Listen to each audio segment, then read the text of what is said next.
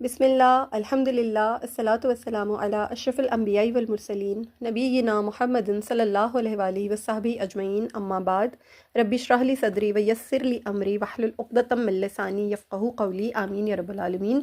السلام علیکم ورحمۃ اللہ وبرکاتہ۔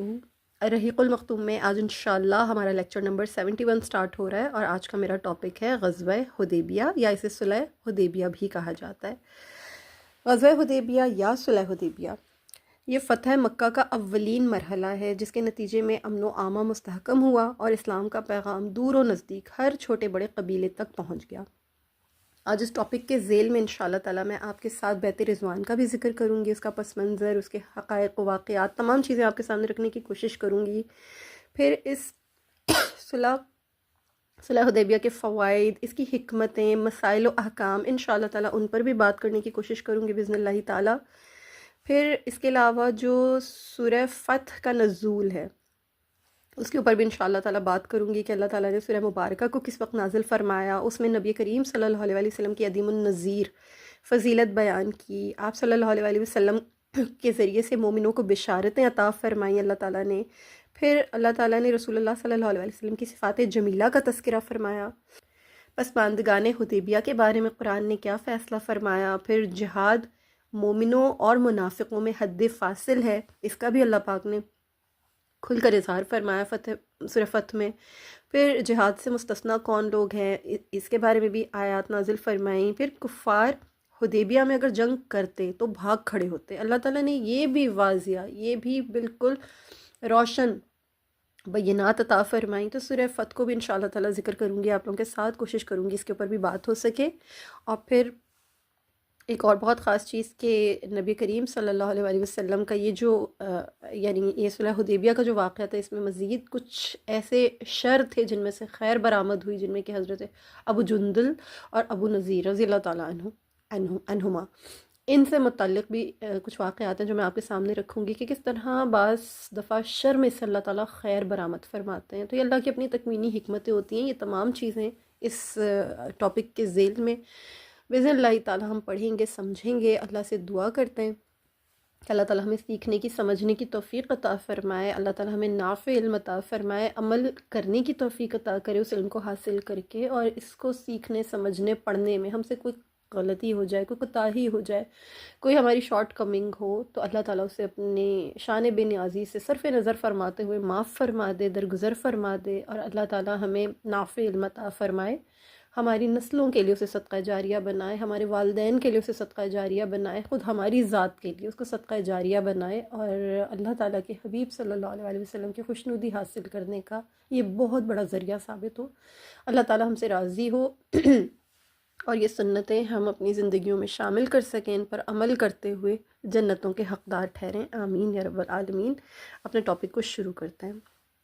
غزوہ حدیبیہ، جیسے کہ میں نے آپ لوگوں کے ساتھ اس کا ذکر شروع کرنا ہے، تو میں آپ کے سامنے سب سے پہلے یہ بات ضرور کرنا چاہوں گی کہ اسے غزوہ حدیبیہ بھی کہتے ہیں اور اسے صلح حدیبیہ بھی کہتے ہیں۔ میں اس کے جو اسماء ہیں، یعنی اس کو ڈیفرنٹ عنوانات کے ساتھ کیوں پکارا جاتا ہے، انشاءاللہ میں اس کے اوپر بھی بات کرتی ہوں۔ سب سے پہلے ہم اس کے سبب کو جاننے کی کوشش کرتے ہیں کہ یہ غزوہ کیوں پیش آیا، اس کا سبب کیا تھا۔ دیکھیں، یہ بات ہم جانتے ہیں کہ جو مکہ مکرمہ ہے نا، یہ مسلمانوں کا اولین یعنی ایک اولین ترجیح تھی۔ اس کی وجہ کیا ہے کہ اللہ تعالیٰ کا حرمت والا اور زبردست بابرکت جو شہر ہے وہ مکہ ہے۔ اس میں اللہ کا نہایت محترم گھر تھا۔ قریش کے جد امجد ابو الانبیاء سیدنا ابراہیم علیہ السلام اور سیدنا اسماعیل علیہ السلام کی اس مبارک شہر سے ایک خاص محبت تھی، وابستگی تھی، تعلق تھا،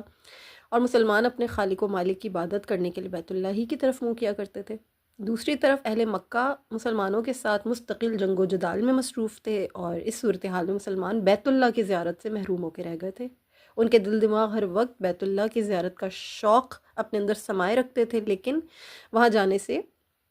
کیونکہ محروم تھے، لہٰذا جو شوق تھا نا وہ بہت بڑھ چکا تھا ان کا۔ اللہ کی رحمت متوجہ ہوئی، اور صحابہ کرام رضی اللہ تعالیٰ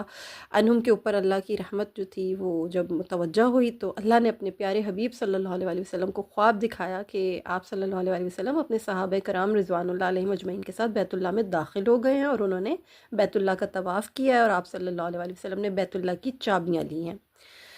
یہ خواب جب آپ صلی اللہ علیہ وآلہ وسلم کو دکھایا گیا 6 ہجری میں ذی القعدہ میں تو یہ خواب آپ نے مدینہ شریف میں دیکھا. آپ صلی اللہ علیہ وآلہ وسلم نے دیکھا کہ صحابہ کرام کے ساتھ آپ بڑی سہولت و سلامتی سے مسجد حرام میں داخل ہو رہے ہیں، اور عنقریب ایسا ہوگا. یہ بھی اللہ کی طرف سے ظاہر سی بات ہے، جو نبی کا جو خواب ہوتا ہے وہ وحی ہوتی ہے ایک طرح کی. تو آپ صلی اللہ علیہ وآلہ وسلم اس بات کو جانتے تھے کہ صحابہ کرام اپنے سر منڈوائیں گے، ان میں سے کچھ اپنے بال کٹوائیں گے، انہیں کسی قسم کا، کسی دشمن کا کوئی خوف نہیں ہوگا، خطرہ نہیں ہوگا، وہ دشمن انہیں اس کام سے نہیں روکیں گے، کوئی نہیں روکے گا ان کو. پھر اللہ تبارک و تعالیٰ نے بھی قرآن حکیم میں اس غزوے کا جو سبب بیان فرمایا وہ یہ ہے کہ ارشاد باری تعالیٰ ہے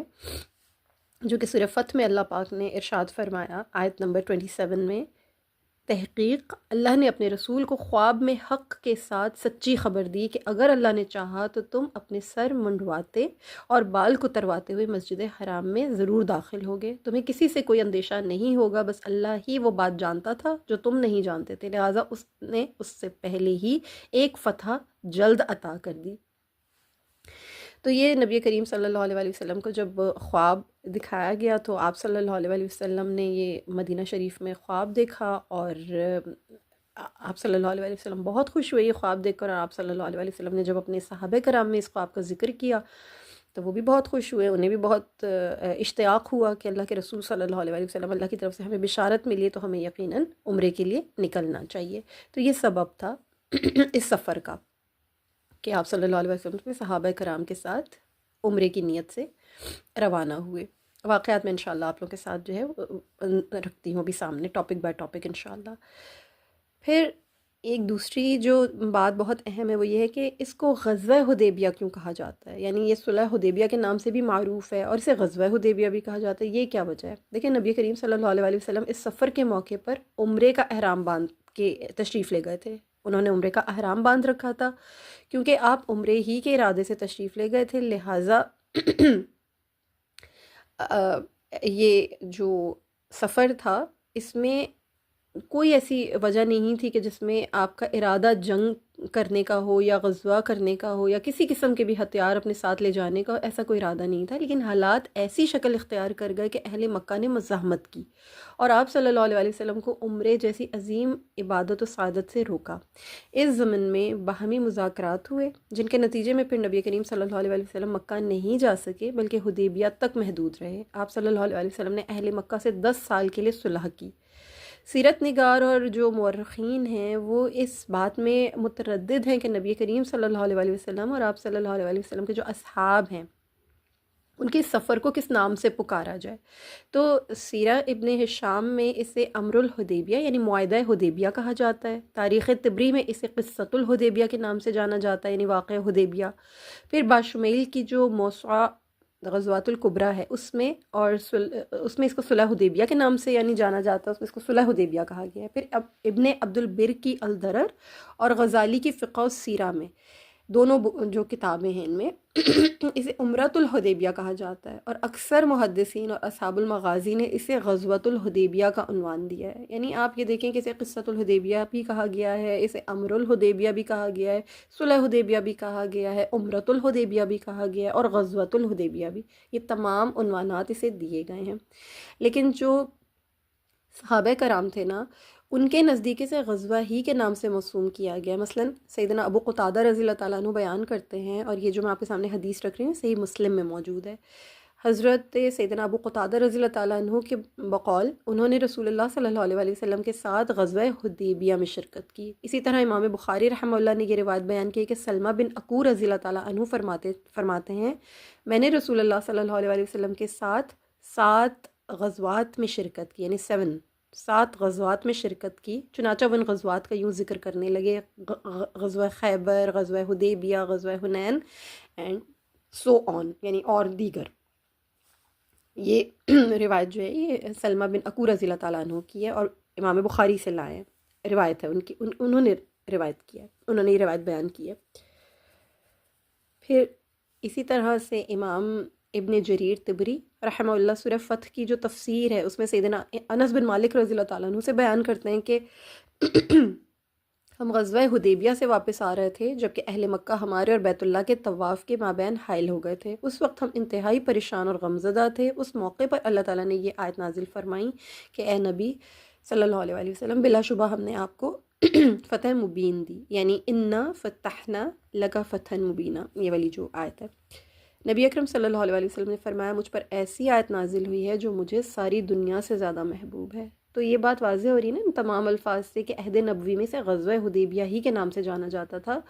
اور اسے دیکھیں غزوہ قرار دینا اس لحاظ سے بھی یعنی مناسب ہے کہ اس سفر میں جو پیش آنے والے واقعات تھے نا وہ پوری طرح سے پھر یہ لفظ جو ہے ان کی عکاسی بھی کرتا ہے۔ تو ان شاء اللہ تعالیٰ ان واقعات کو جب ہم سمجھیں گے تو مزید تھوڑی سی باتیں جو ہیں وہ ہمارے سامنے کلیئر ہوتی چلی جائیں گی۔ مقام حدیبیہ کیا تھا، کیا جگہ تھی؟ یہ مقام حدیبیہ کے بارے میں بھی جان لیتے ہیں کہ یہ کون سا مقام تھا۔ حافظ ابن حجر رحمہ اللہ فرماتے ہیں کہ حدیبیہ ایک کنویں کا نام تھا جس کی وجہ سے اس جگہ کا نام بھی حدیبیہ پڑ گیا۔ اور علامہ یاقوت حموی کہتے ہیں کہ یہ ایک متوسط گاؤں ہے، اس گاؤں میں مسجد شجرہ کے پاس ایک کنواں تھا، اس کا نام حدیبیہ تھا، اسی کے نام پر اس کا نام رکھ دیا گیا۔ مسجد شجرہ اسی جگہ تھی جہاں رسول اللہ صلی اللہ علیہ وآلہ وسلم نے درخت کے نیچے بیعت لی تھی۔ وہ جو میں بیعت رضوان آگے جا کے آپ کے ساتھ ذکر کروں گی، یہ اس درخت کی بات ہو رہی ہے جس کے نیچے بیعت لی گئی تھی، یعنی وہاں پر ایک مسجد تعمیر کی گئی تھی جسے مسجد شجرہ کہا جاتا ہے۔ آج کل وہ مسجد جو ہے وہ وہاں پر نہیں ہے، اس مسجد کو وہاں سے ختم کر دیا گیا ہے، لیکن اس وقت یہ مسجد شجرہ کے نام سے وہاں پر ایک مسجد موجود تھی۔ پھر برا بن عازب رضی اللہ تعالیٰ عنہ کی حدیث سے بھی یہ بات ثابت ہوتی ہے کہ حدیبیہ ایک کنویں کا نام تھا، اور اس روایت کے الفاظ یہ ہیں کہ حدیبیہ کے دن ہم 1400 افراد تھے، حدیبیہ کنویں کا نام ہے، ہم نے اس سے اتنا پانی نکالا کہ اس میں ایک قطرہ بھی باقی نہ چھوڑا۔ اس روایت سے بھی بات ثابت ہوتی ہے کہ حدیبیہ ایک کنویں کا نام تھا، ٹھیک ہے۔ اور یہ جو روایت میں نے آپ کے سامنے بیان کی، یہ صحیح بخاری کی حدیث ہے، یہ یعنی صحیح بخاری میں یہ روایت ملتی ہے۔ تو یہ بات ہمیں سمجھ میں آ گئی الحمدللہ۔ پھر حدیبیہ مکہ مکرمہ کے مغرب میں ہے، اور جدید شاہراہ جو جدہ پر واقع ہے 22 کلومیٹر کے فاصلے پر ہے تقریباً، اور آج کل اس کا جو نام ہے وہ شمیسی ہے، ٹھیک ہے۔ تو شمیسی کے نام سے جو ہے آج کل یہ جگہ موجود ہے۔ یہ حدیبیہ حدود حرم سے باہر ہے مگر حدود حرم سے زیادہ دور نہیں ہے، یہ بات ذہن میں رکھیے گا، ٹھیک ہے۔ الحمدللہ یہ جو خاص اس کے بارے میں بتانے کی باتیں تھیں، ہم نے الحمدللہ وہ بیک گراؤنڈ کے طور پر یا فاؤنڈیشن کے طور پر ان چیزوں کو سمجھ لیا الحمدللہ۔ اب ہم نبی کریم صلی اللہ علیہ وآلہ وسلم کی مکہ جانے کے لیے جو تیاری تھی اس کے بارے میں تھوڑا سمجھنے کی کوشش کرتے ہیں۔ دیکھیں، کفار مکہ کو اپنے اتحادیوں کے ساتھ مدینہ پر حملہ کیے ہوئے 1 سال گزرا ہی تھا۔ ان کا ارادہ یہ تھا کہ مدینہ کی اسلامی ریاست کو ہم ختم کر دیں گے، اور یہ ہو جائے گا وہ ہو جائے گا، جو ان کے خواب تھے اللہ تعالیٰ نے ظاہر ان کو شرمندہ تعبیر تو نہیں کرنا تھا، وہ ہوئے بھی نہیں۔ اللہ تبارک و تعالیٰ نے مسلمانوں کی حفاظت فرمائی، مشرکین خندق پھلانگنے میں ناکام رہ کر خائب و خاسر ہو کر واپس چلے گئے، سال تقریباً گزر گیا۔ مشرکین جو تھے نا ان کے دلوں میں مسلمانوں کے خلاف مزید نفرت، شدید عداوت موجود تھی۔ مسلمانوں کا مکہ جانا خطرے سے بالکل بھی خالی نہیں تھا، کیونکہ مشرکین تو چاہتے ہی تھے کہ کسی طرح مسلمان ان کی دسترس میں آئیں اور وہ انہیں ختم کر دیں۔ رسول اللہ صلی اللہ علیہ وسلم مشرکوں کے نا اس فاسد ارادے سے بہت اچھی طرح باخبر تھے، اور اس کے باوجود آپ صلی اللہ علیہ وسلم نے مکہ جانے کا فیصلہ فرمایا، اس لیے کہ مسلمانوں کا ارادہ نیک تھا، وہ صرف بیت اللہ کا طواف کرنے کے آرزومند تھے۔ پھر آپ صلی اللہ علیہ وسلم نے ظاہر خواب دیکھ رکھا تھا، تو آپ صلی اللہ علیہ وسلم کے دل کے اندر یہ خواہش بھی موجود تھی۔ ابن اسحاق کہتے ہیں کہ رسول اللہ صلی اللہ علیہ وسلم نے اپنے پیروکاروں اور عرب کے ان لوگوں میں جو آپ کے حلیف تھے اعلان کرا دیا کہ آپ کے ساتھ جو نکلنا چاہیں وہ نکلیں، کیونکہ آپ صلی اللہ علیہ وسلم کو خدشہ تھا کہ مبادہ قریش انہیں بیت اللہ کے طواف سے روکیں گے یا جنگ شروع کر دیں گے۔ لیکن جو بادیہ نشین ہیں نا، بادیہ نشینوں نے آپ صلی اللہ علیہ وسلم کے ساتھ عمرے پر جانے سے نا انکار کر دیا۔ چنانچہ رسول اللہ صلی اللہ علیہ وسلم نے مہاجرین و انصار اور عرب کے کچھ جو لوگ تھے انہیں لیا، ان کے ساتھ نکلے۔ آپ صلی اللہ علیہ وسلم نے اپنے ساتھ قربانی کے 70 اونٹ بھی لیے اور عمرے کا احرام بھی باندھا، تاکہ لوگوں کو پتہ چل جائے کہ آپ صلی اللہ علیہ وسلم جنگ کے لیے نہیں بلکہ بیت اللہ کی تعظیم اور اس کا طواف کرنے کے لیے آئے ہیں۔ رسول اللہ صلی اللہ علیہ وسلم نے آس پاس کے لوگوں کو ساتھ چلنے کے لیے اس لیے کہا تھا کہ آپ کو خدشہ تھا کہ مبادہ مشرکین مسلمانوں سے جنگ شروع کر دیں۔ اسلامی ریاست کو خبر رساں دستوں کے ذریعے یہ اطلاعات مل چکی تھیں کہ مدینہ کے جنوب میں واقع قریش اور شمال میں واقع یہود خیبر کے مابین جنگی معاہدہ ہو چکا ہے، ان دونوں کا آپس میں ایک معاہدہ ہو چکا تھا، اور یہ خبر جو ہے مسلمانوں کو مل چکی تھی۔ ظاہر ہے مسلمان بہت بیدار مغز تھے، ہر چیز سے خوب واقف رہا کرتے تھے، لہٰذا یہ بات کوئی ڈھکی چھپی نہیں تھی ان سے۔ اس معاہدے کا ناپاک مقصد اسلامی حکومت کو 2 تلواروں کے بیچ کچل ڈالنا تھا۔ یہ بات مسلمان جانتے تھے، نبی کریم صلی اللہ علیہ وسلم کو اس بات کا بہت اچھی طرح اندازہ تھا۔ سیاسی لحاظ سے اس معاہدے کا خاتمہ کر دینے کا وقت بھی ظاہر آ چکا تھا، تو ہر چیز کو مد نظر رکھتے ہوئے نبی کریم صلی اللہ علیہ وسلم نے بہت ہی احتیاط کے ساتھ تدابیر کو استعمال کیا، بروئے کار لائے۔ مدینہ منورہ میں اپنا نائب مقرر فرمایا عبداللہ بن ام مکتوم رضی اللہ تعالیٰ عنہ کو، اور نماز کا امام بھی انہیں مقرر فرمایا۔ کچھ روایات میں نمیلہ بن عبداللہ اللیثی رضی اللہ تعالیٰ عنہ کی نیابت کے بارے میں بھی ذکر ملتا ہے، لیکن نماز کا جو امام تھا وہ حضرت عبداللہ بن ام مکتوم رضی اللہ تعالیٰ ہی کو مقرر فرمایا گیا۔ اب نبی کریم صلی اللہ علیہ وسلم نے جب ارادہ فرمایا اور تیاری شروع کی تو اس کے واقعات کچھ اس طرح ملتے ہیں کہ رسول اللہ صلی اللہ علیہ وسلم اعلان فرما کر اپنے گھر تشریف لے گئے۔ آپ صلی اللہ علیہ وسلم نے غسل فرمایا، سہار بستی کی بنی ہوئی 2 چادریں زیبتن فرمائیں احرام کے طور پر۔ سہار جو ہے نا یہ عمان کا ایک شہر ہے، وہاں سے آئی ہوئی 2 چادریں آپ صلی اللہ علیہ وسلم نے زیبتن فرمائیں احرام کے طور پر۔ پھر دروازے سے باہر نکل کر اپنی اونٹنی قصوہ پر سوار ہو گئے۔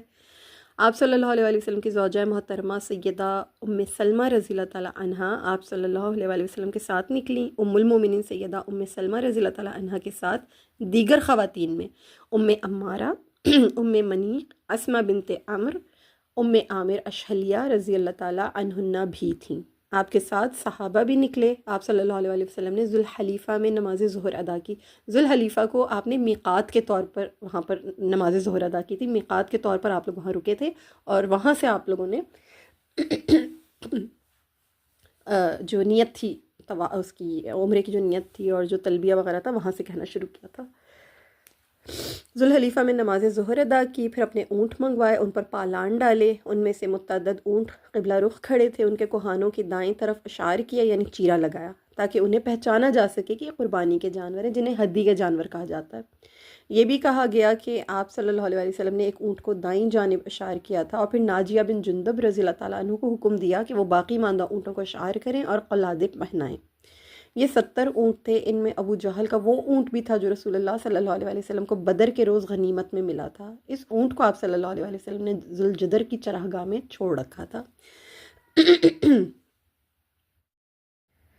غزوہ حدیبیہ کے موقع پر مسلمانوں کی جو تعداد ہے نا اس کے بارے میں مختلف روایات ہیں، اور شرکائے غزوہ حدیبیہ کی تعداد میں بعض کے مطابق 1300 سے زیادہ صحابہ کرام موجود تھے، بعض کے نزدیک 1400 صحابہ کی شرکت کا بیان ہے،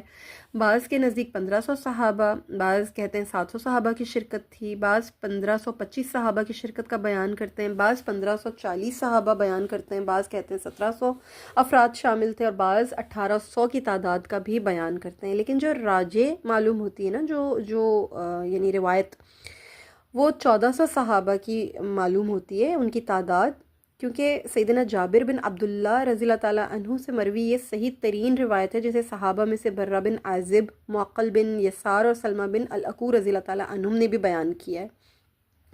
اسی طرح امام بہقی اور حافظ ابن قیم رحمہ اللہ نے بھی اسی بات کو قابل ترجیح قرار دیا ہے۔ پھر یہ کہ نبی کریم صلی اللہ علیہ وسلم اور نبی کریم صلی اللہ علیہ وسلم کے جو صحابہ کرام تھے وہ مدینہ سے جب نکلے، انہیں رسول اللہ صلی اللہ علیہ وسلم کے خواب کی بنا پر ہرگز اس بات کا شک نہیں تھا کہ یہ عمرہ ادا نہیں ہو پائے گا، وہ ادا نہیں کر سکیں گے۔ چنانچہ وہ صرف میانوں میں نہ اپنی جو ان کی موجودہ تلواریں تھیں ان کے علاوہ اپنے ساتھ کوئی اسلحہ نہیں لے کر گئے تھے۔ مالدار صحابہ قربانی کے جانور بھی ساتھ لے کر گئے تھے، جن میں سیدنا ابو بکر تھے، عبد الرحمن بن عوف، عثمان بن عفان، طلحہ بن عبید اللہ اور دیگر جو بڑے کبائر صحابہ اور مالدار صحابہ بیسیکلی سعد بن عبادہ وغیرہ، یہ اپنے ساتھ اونٹ لے کر گئے تھے، اور یہ تمام صحابہ ذوالحلیفہ پر پہنچ کر اکٹھے ہو گئے تھے۔ سیدنا عمر بن خطاب رضی اللہ تعالیٰ عنہ نے رسول اللہ صلی اللہ علیہ وسلم سے گزارش کی کہ اللہ کے رسول صلی اللہ علیہ وسلم، کیا آپ کو ابو سفیان بن حرب اور اس کے ساتھیوں سے کوئی خطرہ نہیں ہے، جبکہ ہم نے تو لڑائی کے لیے سرے سے کوئی تیاری نہیں کی ہے؟ رسول اللہ صلی اللہ علیہ وسلم نے جواباً فرمایا کہ مجھے ابو سفیان اور اس کے حواریوں کے بارے میں کچھ معلوم نہیں، تاہم مجھے یہ بات اچھی نہیں لگتی کہ عمرے کی غرض سے جاتے ہوئے اسلحہ بھی ساتھ لے لوں۔ سعد بن عبادہ رضی اللہ تعالیٰ عنہ بیان کرتے ہیں کہ اللہ کے رسول صلی اللہ علیہ وسلم، کاش ہم اسلحہ بھی ساتھ لے چلیں، اگر ہمیں ان پر شک گزرا تو ہم ان سے جنگ کے لیے تیار رہیں گے۔ رسول اللہ صلی اللہ علیہ وسلم نے جواب دیا، میں اسلحہ ساتھ نہیں لوں گا، میں تو عمرے کی غرض سے نکلا ہوں۔ تو سبحان اللہ العظیم، یہاں سے ہمیں نبی کریم صلی اللہ علیہ وسلم کی جو پیور انٹینشنز ہیں اس کا اندازہ ہوتا ہے کہ آپ صلی اللہ علیہ وسلم کتنے امن پسندانہ اقدامات کے ساتھ نکلے تھے، اور آپ صلی اللہ علیہ وسلم پیورلی اللہ کے گھر کا طواف کرنے کے لیے اور وہاں پر امن کا پیغام دینے کے لیے ہی تشریف لے جا رہے تھے آپ صلی اللہ علیہ وسلم، ورنہ اپنے ساتھ اسلحہ بھی رکھتے، لیکن نہیں رکھا آپ صلی اللہ علیہ وسلم نے، کیونکہ آپ کا ارادہ ہی نہیں تھا اس کے علاوہ کہ آپ وہاں پہ عمرہ کی ادائیگی فرمائیں۔ ہر چند آپ بہت امن پسندانہ اقدامات رکھتے تھے، آپ کی انٹینشنز بالکل پیور تھی، اس کے باوجود پیارے نبی صلی اللہ علیہ وسلم ان حقائق سے بے خبر نہیں تھے کہ قریش دشمن ہے اور مسلمانوں کے ساتھ مسلسل حالت جنگ میں ہیں۔ پھر یہ کہ وہ مشرک بھی ہیں، ان سے مسلمانوں کا محفوظ رہنا ممکن نہیں ہے، چاہے مسلمان احرام کی حالت میں کیوں نہ ہو۔ دیکھیں یہ بالکل ویسے ہی ہے کہ اگر کسی آدم زاد کے سامنے کوئی شیر آ جائے اور آدم زاد یہ کہے کہ میں تو شیر کو نہیں کھاتا ہوں، تو کیا شیر بھی آدم زاد کو نہیں کھائے گا؟ وہ تو آدم خور ہے، وہ تو آدم زاد کو کھا لے گا، کھا جائے گا، فوراً کھا جائے گا، چیر پھاڑ دے گا۔ بالکل اسی طرح سے یہ جو کفار و مشرکین تھے، یہ اس موقع کی تلاش میں تھے، طاق میں تھے کہ کبھی ان کے ہاتھ مسلمان لگ جائیں، کسی طریقے سے ان کے ہتھے چڑھ جائیں۔ آپ صلی اللہ علیہ وسلم اس بات سے بہت اچھی طرح باخبر تھے، اس لیے آپ صلی اللہ علیہ وسلم اس بات کو جانتے تھے کہ احرام کی حالت میں اور حرمت والے مہینے میں ہونے کے باوجود بھی اہل مکہ مسلمانوں کو نقصان پہنچا سکتے ہیں، اور وہ مسلمان جو ہیں ان کو ہر طرح سے محفوظ رکھنا اور اپنے پلے کو بھاری رکھنے کے لیے آپ صلی اللہ علیہ وسلم کو حفظ ما تقدم کے طور پہ مکہ والوں کے ارادوں سے باخبر رہنا بہت ضروری تھا۔ ہم جانتے ہیں نبی کریم صلی اللہ علیہ وسلم سبحان اللہ العظیم ایک بہت عظیم ترین مدبر اور بہت نہایت معاملہ فہم شخصیت تھے۔ آپ صلی اللہ علیہ وسلم مکہ کی صورتحال سے آگاہی کے لیے نا آپ نے جاسوس روانہ کیا۔ قبیلہ خزاعہ کے بصر بن سفیان کو آپ صلی اللہ علیہ وسلم نے حکم دیا کہ جا کر قریش کے ساتھ گھل مل جائیں اور سارے احوال معلوم کریں اور مسلمانوں کے لیے سراغ رسانی کا جو اہم فریضہ ہے وہ انجام دیں، اور مکہ والوں کی مکمل صورتحال سے، ان کی تمام معلومات سے نبی کریم صلی اللہ علیہ وسلم کو جو ہے آگاہ کریں۔ بصر بن سفیان کو رسول اللہ صلی اللہ علیہ وسلم نے مکہ روانہ کیا، اور اس کے بعد پھر نبی کریم صلی اللہ علیہ وسلم نے عباد بن بشر رضی اللہ تعالیٰ عنہ کو بلایا اور انہیں مسلمانوں کے 20 گھوڑ سواروں کا سالار مقرر فرمایا، جن میں مہاجرین و انصار دونوں طرف کے افراد شامل تھے، اور نبی کریم صلی اللہ علیہ وسلم جو ہے وہ اپنا سفر جو ہے آپ نے جاری رکھا۔ جب رسول اللہ صلی اللہ علیہ وسلم ذوالحلیفہ سے نکلے تو ناجیہ بن جندب رضی اللہ تعالیٰ عنہ کو قبیلہ اسلم کے نوجوانوں کے ساتھ قربانی کے جانور دے کر آپ نے آگے روانہ فرما دیا۔ آپ صلی اللہ علیہ وسلم وہاں سے نکلنے کے بعد رستے میں جن لوگوں کے پاس سے بھی گزرتے تھے نا، انہیں عمرے پر ساتھ چلنے کے لیے فرماتے تھے، جن میں بنو بکر، مزینہ اور جوہینہ کو بھی ساتھ چلنے کی ترغیب دی گئی۔ ان قبائل نے اپنی مصروفیتوں، اپنے اہل و عیال اور مال کی حفاظت کا بہانہ بنایا اور ساتھ چلنے سے معذرت کی۔ پھر ان لوگوں نے مسلمانوں کا مذاق بھی اڑانا شروع کر دیا کہ مسلمان تو ایسے لوگوں سے، ایسی قوم سے لڑائی کرنے جا رہے ہیں جو مسلح ہیں، اور مسلمان تو وہاں سے بچ کر واپس بھی نہیں آنے پائیں گے، اور ان کو کبھی واپسی نصیب نہیں ہوگی، اپنے اہل و عیال کے پاس یہ کبھی واپس نہیں آئیں گے، اور ان کے پاس تو نہ کوئی عددی قوت ہے، نہ ان کے پاس کوئی اسلحہ وغیرہ۔ یہ تمام بادیہ نشین لوگ تھے اور ان کے پاس ظاہر ساتھ نہ جانے کے لیے کوئی بہانہ نہیں تھا۔ انہوں نے انہی باتوں کا اپنے اہل و عیال اور اپنی دیگر مصروفیات کا ذکر کر کے انکار کر دیا، اور ان کا خیال یہ تھا کہ مسلمان موت کے منہ میں جا رہے ہیں، ان میں سے ایک مسلمان بھی کفار قریش کے ہاتھ سے بچ کر واپس نہیں آئے گا، اور یہ سب کے سب وہاں جنگ میں مارے جائیں گے۔ یہاں ایک بات نوٹ کریں کہ نبی کریم صلی اللہ علیہ وسلم کوئی موقع ہاتھ سے جانے نہیں دیتے تھے، کبھی بھی کوئی بھی تعلیم کا، تبلیغ کا، دعوت اللہ کا کوئی وقت، کوئی موقع آپ صلی اللہ علیہ وسلم کبھی بھی اس کو ویسٹ نہیں کرتے تھے۔ کتنا مطلب کہتے ہیں نا to make the most of it, آپ صلی اللہ علیہ وسلم ہر موقع کو یوٹیلائز کرتے تھے، ہر موقع پہ آپ صلی اللہ علیہ وسلم دعوت و تبلیغ کا کام، دعوت و تبلیغ کا فریضہ ضرور سر انجام دیتے تھے، بڑے احسن انداز میں دیتے تھے، موقع کی مناسبت سے اس موقع کو بہت بھرپور انداز میں یوٹیلائز فرمایا کرتے تھے۔ یہاں پر بھی آپ صلی اللہ علیہ وسلم نے یہی کیا، اپنا فریضہ بڑے احسن انداز میں آپ نے سر انجام دیا۔ وہ اور بات ہے کہ انہوں نے آگے سے بہانہ کیا یا انہوں نے الٹے سیدھے جو بھی ان کے بارے میں، مسلمانوں کے بارے میں جو انہوں نے اول فول بکا بادیہ نشینوں نے، اللہ تبارک و تعالیٰ نے سورہ فتح میں اسی حقیقت کی طرف اشارہ بھی فرمایا۔ اللہ تعالیٰ فرماتے ہیں دیہاتیوں میں سے پیچھے چھوڑ جانے والے لوگ آپ سے ضرور کہیں گے ہمارے اموال اور ہمارے اہل و عیال نے ہمیں مشغول کر دیا تھا، لہٰذا آپ ہمارے لیے مغفرت طلب کریں۔ وہ اپنی زبانوں سے وہ بات کہتے ہیں جو ان کے دلوں میں سے جو ان کے دلوں میں نہیں ہے. آپ کہہ دیجئے پھر کون تمہارے لیے اللہ سے کسی شے کا اختیار رکھتا ہے اگر وہ تمہیں کوئی نقصان پہنچانا چاہے یا کوئی نفع دینا چاہے؟ کوئی بھی نہیں. بلکہ جو تم عمل کرتے ہو اللہ اس سے خوب باخبر ہے. بلکہ تم نے یہ گمان کیا تھا کہ اب رسول اور مومنین کو کبھی اپنے اہل و عیال کی طرف پلٹنا نصیب نہیں ہوگا، اور یہ بات تمہارے دلوں میں رچ پچ گئی تھی، اور تم نے برا گمان کیا تھا، اور تم لوگ تھے ہی ہلاک ہونے والے. اس آیت کریمہ کی تفسیر بیان کرتے ہوئے امام مجاہد رحمہ اللہ فرماتے ہیں مدینہ کے بادیہ نشینوں سے مراد جوہینہ اور مزینہ کے لوگ تھے، اور قتادہ کہتے ہیں کہ انہوں نے رسول اللہ صلی اللہ علیہ وسلم اور آپ کے اصحاب کے بارے میں یہ گمان کر لیا تھا کہ اب یہ کبھی واپس نہیں آ سکیں گے اور سب کے سب ہلاک کر دیے جائیں گے، اس لیے وہ آپ صلی اللہ علیہ وسلم کے ساتھ جانے پر تیار نہیں ہوئے تھے. تو نبی کریم صلی اللہ علیہ وسلم کو اللہ پاک نے سورہ فتح میں آیت نمبر 11 اور 12 میں واضح طور پر ان بادیہ نشینوں، ان دیہاتیوں کے بارے میں آگاہ فرما دیا تھا. سبحان اللہ العظیم، اللہ اکبر کبیرہ. اللہ تعالیٰ نے کسی بھی موقع پر نہ رہنے نہیں دی کوئی بات، نہ ڈھکی نہ چھپی. پھر اہل مکہ کو رسول اللہ صلی اللہ علیہ وسلم کی جو مکہ کی طرف پیش قدمی تھی اس کا علم ہو گیا تھا. انہیں پتہ چل گیا تھا کہ نبی کریم صلی اللہ علیہ وسلم عمرے کی نیت سے آ رہے ہیں، اور اب وہ یہ بھی جانتے تھے کہ یہ حرمت والا مہینہ ہے، اور بیت اللہ کا طواف جو ہے وہ لوگ کرتے ہی اس لیے تھے حرمت والے مہینوں میں تاکہ وہ جنگ سے محفوظ رہیں، راہزنی سے محفوظ رہیں، اور کسی قسم کا بھی کوئی جنگ و جدال نہیں ہو. اور یہ صدیوں سے یہ قانون ان لوگوں کے پاس چلا آ رہا تھا. حرمت والے مہینے ہوتے ہی اس لیے تھے لوگوں کے لیے کہ لوگ امن کے ساتھ اور سکون کے ساتھ حج کر سکیں اور سب کچھ کر سکیں. تو مسلمانوں نے بیت اللہ کی ہمیشہ ہی تکریم کی ہے، تعظیم کی ہے، لیکن جب اللہ تعالیٰ نے بیت اللہ شریف کو قبلہ بنا دیا نا، اب مسلمانوں کے دلوں میں بیت اللہ کی جو عظمت تھی وہ دو چند ہو گئی تھی، اور ان کے دل جو تھے وہ بے انتہا تڑپ رہے تھے بیت اللہ شریف کا طواف کرنے کے لیے، وہاں جانے کے لیے. بہت مضطرب تھے، غم تھا ان کے دلوں کے اندر، بہت تکلیف تھی، دوری تھی، 5 سال کا عرصہ گزر چکا تھا، اور بہت لمبا عرصہ ہوتا ہے 5 سال کا عرصہ. 6 ہجری میں یہ مسلمان جو تھے بیچارے یہ نکلے تھے، اور اس دوران میں جو قریش تھے وہ بہت بے باک ہو چکے تھے، اور وہ بہت ہی بڑی بڑی جنگیں بھی کر چکے تھے، مسلط کر چکے تھے مسلمانوں کے اوپر. تو ان کی بے باکی اور ان کے وہ جو ایک دھڑلے تھے نا وہ بہت زیادہ بڑھے ہوئے تھے، اور مسلمانوں کے دل کے اندر اضطراب تھا، غم تھا، غصہ تھا، تڑپ تھی، جدائی کی ایک آگ تھی جو جل رہی تھی، ان کا دل بے چین تھا. اس صورتحال اور اس تمام معاملے کو دیکھتے ہوئے نا قریش جو تھے ان کے دل میں یہ خوف پیدا ہو گیا کہ اب کوئی عظیم انقلاب نہ برپا ہو جائے، کوئی اور ہی صورتحال نہ بن جائے، اور ہم اس کے مقابلے کے لیے ہمیں کوئی نہ کوئی منصوبہ بندی تیار کرنی چاہیے. اس غرض سے انہوں نے دارالندوہ میں ایک اجلاس منعقد کیا، اور وہاں پر انہوں نے کمیٹی کے 3 سردار بلائے،